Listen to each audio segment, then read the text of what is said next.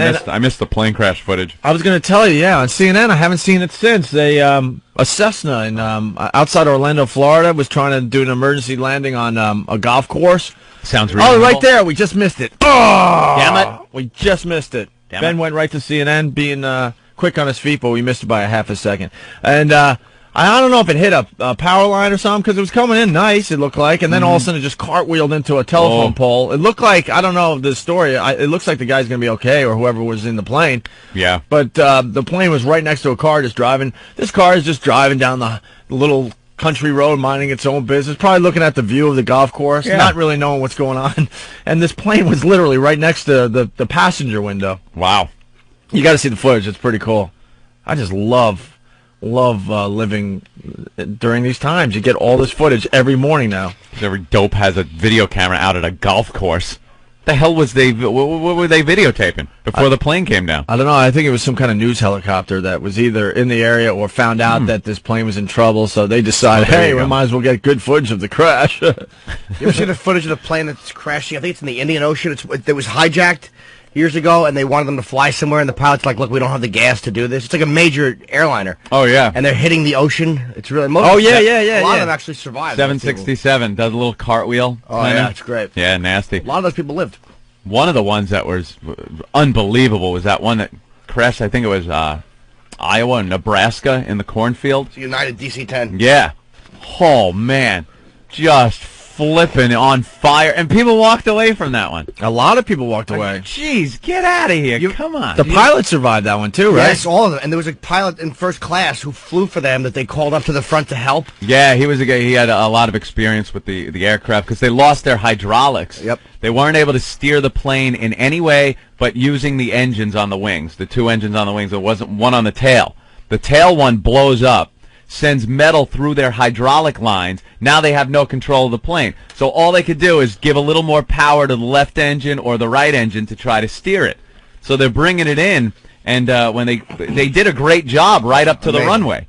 And then they went to land, and one side tipped a little lower. Well, they had to cut hit the engines because they were coming in. They had to cut the engine. They were coming in too fast to land, and when they cut it, it just drifted a little bit. Sideways, wham, boom, flame. They all should have died, though. I mean, that type of a thing. They like both. It was a design flaw on the DC-10 where like both of their backups were blown too. Yeah. So 30,000 feet with no control. They all should have been dead. You don't see many big airliner videos of them crashing, but the few that they have, I mean, there's some FAA sites and stuff you go to.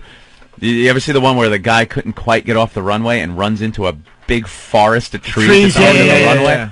God damn, it's amazing to watch. It was a test flight, right? Yeah, I think so. We're very voyeuristic, and with all the stuff that's out there now on the internet, you can see whatever you want, whether you want to or not. Like, a lot of people are into this goddamn, like, remember when Faces of Death was the biggest thing? You get your buddies together, you pop in that tape and sit there, and just, you're horrified.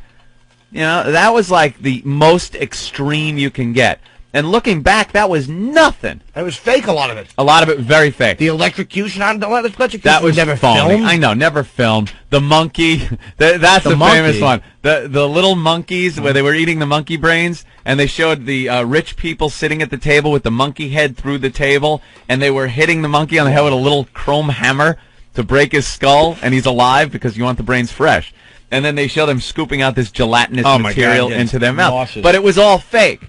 They never really showed anyone cracking the monkey on the head. Yes, Eric? Do you remember back in the days when Beavis and Butthead were on MTV real late at night, they used to show the ads for Faces of Death saying it was banned in the United States, yet they're selling it to you right there in the United States on TV. It was fake. A lot of it was fake. The only real stuff was the news footage that they showed, and there was a lot of plane crash aftermath things. There was some, what was that, PSA Airlines or something in San Diego. Up in midair or something, right? Yeah, and just littered a neighborhood with body parts, where it was up on rooftops, torsos in the street, and they were showing that, and that was really disturbing. It was a midair crash, I think. Yeah. Midair crash. And just, littered a whole neighborhood with body parts. So that stuff, and that was the most extreme you could get. But now, log on, anything you want to see is right there. You want to see plane crashes? Boom. Right at your fingertips. Plane crashes in Google. Huh? Go to ogrish.com, O-G-R-I-S-H. Yeah. They have all these vicious, awful videos. Really? Yeah, for free. Like I said before, I like the smut. I don't like the smut's coming to death and destruction. Smut's coming to the cell phones. Is it? Yeah, Playboy. Get out. Well, you know that the phones are just about there. Just Yeah. about there. I mean, they're Just enough to piss you off when you don't get what you really the want. camera phones, you know, in the next year, I think are going to get a lot better. 5 megapixel I saw on a camera, Right. Jimmy. Always asking how many megapixels. Jimmy is the biggest megapixel snob ever. If you have a camera, he'll be like, "Oh, that's nice. How many megapixels?" And you go 4, and he's, "Oh, yeah, not impressed. Not impressed." That's why I won't get the cell phones with the cameras in them, because those are not. It's such a waste. I mean, well, now they're coming out with the you know, where So you got 5 where you got the megapixel flashes camera with phone. the camera phones. 5 megapixel camera phone. on a camera phone. Because they have it. You know they have it. They're just waiting until every dummy, like me included, buys this, and then they just come out with the new one. A new one. That's what they do.